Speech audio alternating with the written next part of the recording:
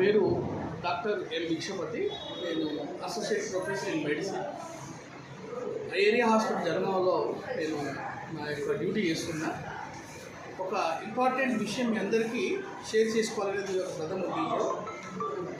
ఇక్కడ ఒక పేషెంటు ఈమె పాము కలిసి రావడం జరిగింది. ఈ పామును కనుక చూస్తే మనకు ఈ తోక ట్యాపరింగ్ అంటే పొడుగ్గా ఉంటుంది. ఇక్కడ ఒకసారి పొడుగ్గా ఉంటుంది. తర్వాత ఇక్కడ ఒక హుడ్ అనేది ఉంటుంది. హుడ్ చూడండి. ఇక్కడ మీరు మన యొక్క హైందవ సిద్ధాంతంలో కృష్ణుడి యొక్క ముద్ర అంటాం. దీన్ని హుడ్ అంటాం. హుడ్ ఇక్కడ చూడండి. ఇది నాగుబాము అంటాం మనం, కోబ్రా. ఇక్కడ చూడండి, కోబ్రా. సో ఈమెది ఏం నేరం లేదు. ఈమె పనిచేస్తుంటే ఈ పాము నేను కరవడం జరిగింది. ఇక్కడ చూద్దామా, ఎక్కడ కలిసిందో. కూర్చో, కూర్చో. ఇక్కడ చేతి చూపించు. అక్కడ ఏలు మీద కుట్టడం జరిగింది. ఓకే, సరే. ఇంకోటి ఇదే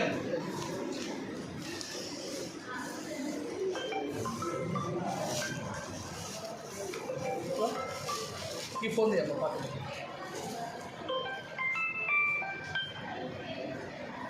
బయటికి తీసుకోండి.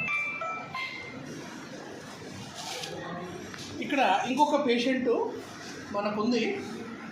ఈమెకి ఎక్కడ కూర్చుంది?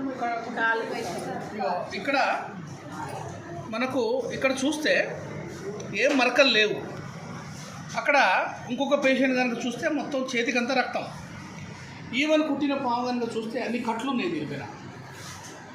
ఇది చూడడానికి చాలా తక్కువ పొడుగు ఉంది, ప్లస్ కట్లు ఉన్నాయి. సో దీన్ని మనం ఏమంటాం అంటే క్రైట్, లేకపోతే కట్ల పాము అంటాం మనం. ఈ రెండు చనిపోయిన పాములు వీళ్ళు కుట్టగానే తీసుకురావడం జరిగింది. సో దీని గురించి భయపడాల్సిన అవసరం ఏం లేదు. డెన్ ఫ్రెండ్స్, యాజ్ ఎ డాక్టర్గా మీకు కొన్ని విషయాలు నేను షేర్ చేసుకోవాలనుకుంటున్నా. ఏంటి ఆ విషయాలంటే, ఎండాకాలం నుండి వర్షాకాలం వచ్చేప్పటికీ బొరియలలో ఫర్రోసులలో ఉన్నటువంటి పాములు బయటకు వచ్చే అవకాశం ఉంది. వాతావరణ మార్పిడి వల్ల, వర్షం వల్ల ఆ చల్లదనానికి వస్తుంటాయి. పంట చేనులలో కూడా వచ్చే అవకాశం ఉంటుంది. సో ఎవరైతే రైతులు, మాన్యువల్ లేబరర్స్ ఎవరైతే కూలికి పోతారో వాళ్ళు దీని బారిన పడే అవకాశం ఉంటుంది. మనకు ఈ రెండు పాములతో పాటుగా మన దగ్గర రక్త పెంజర కూడా ఉంది.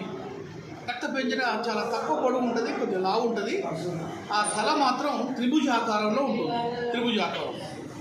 ఈ మూడు చాలా ప్రమాదకరమైనటువంటి విష సర్పాల కింద పరిగణిస్తాం మనం. ఇక్కడ మనం రొటీన్గా మనం చూస్తే మాత్రం ఏంటంటే, ఆ కుట్టిన ప్రాంతంలో జనాలు కాట్లు పెట్టుడు, దారం కట్టుడు, పసుపు పెట్టుడు, పెండ పెట్టడం మేము సగటుగా చూస్తున్నాం. దయచేసి ఇటువంటి పని ఏం చేయకుండా అతి త్వరలో ఆ కుట్టిన భాగం ఏదైతే ఉంటుందో కదిలించకుండా అతి త్వరలో మీరు హాస్పిటల్ కనుక తీసుకొస్తే, ఇక్కడ మీరు చూడండి, ఈమెకు చాలా కాస్ట్లీ ఉన్నటువంటి యాంటీ స్నేక్ వినం ఒక 10 వైల్స్ మనం ఇస్తున్నాం. ఇంతవరకు మన ఏరియా హాస్పిటల్లో కొన్ని వందల పాముల కాట్లు, తేలు కాట్లు, తర్వాత పాయిజన్ తాగిన కేసులు కూడా చాలా చక్కటి వైద్యం మా శక్తి కొద్ది మేము ఇవ్వడం జరుగుతుంది. అండ్ సక్సెస్ రేట్ చాలా బాగుంటుంది. అయితే ఎవరైతే చనిపోతున్నారో వాళ్ళు ఆ మంత్రం వేయడానికి ఇమీడియట్గా మంత్రాల దగ్గర పోతున్నారు.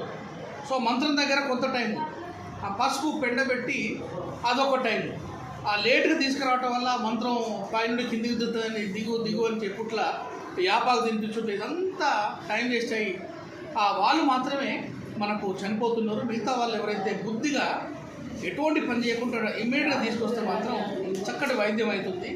సో మళ్ళీ నేను చెప్పేది ఏంటంటే, పాము పుట్టిన ప్రాంతంలో ఏం పని చేయకుండా అతి త్వరలో తీసుకురండి. మంత్రాలు వేయించొద్దు, పసుపు కానీ పెండ కానీ ఏం పెట్టొద్దు. తర్వాత దీనికి అక్కడ ఎటువంటి దారం కానీ ఎటువంటి కట్టకుండా, తర్వాత ఎవరైతే రైతులు రాత్రులు వాళ్ళు పొలాల దగ్గరికి వెళ్తారో టార్చ్ లైట్ తీసుకోండి. చేతికి సాక్సులు, కాళ్ళకు సాక్సులు, బూట్లు కాళ్ళకు మనకు యాంకిల్ బూట్స్ కాళ్ళకు మోకాళ్ళ వరకు వస్తాయి. అవి కనుక వేసుకొని పోతే మీకు వాటి యొక్క బారిన పడకుండా, ఒకవేళ దురదృష్టవశాత్తు బారిన పడ్డగానే మన హాస్పిటల్ తీసుకొస్తే మనం చక్కటి వైద్యం ఉండే అవకాశం ఉంది. కుటుంబాన్ని మనం కాపాడుకునే అవకాశం ఉంది. సో ఇది అందరి మ్యాక్సిమం జనాలకు షేర్ చేసి మీరందరూ దీన్ని మోటివేట్ అయిపోతారని నేను ప్రార్థిస్తున్నా. జై హింద్, జై భారత్.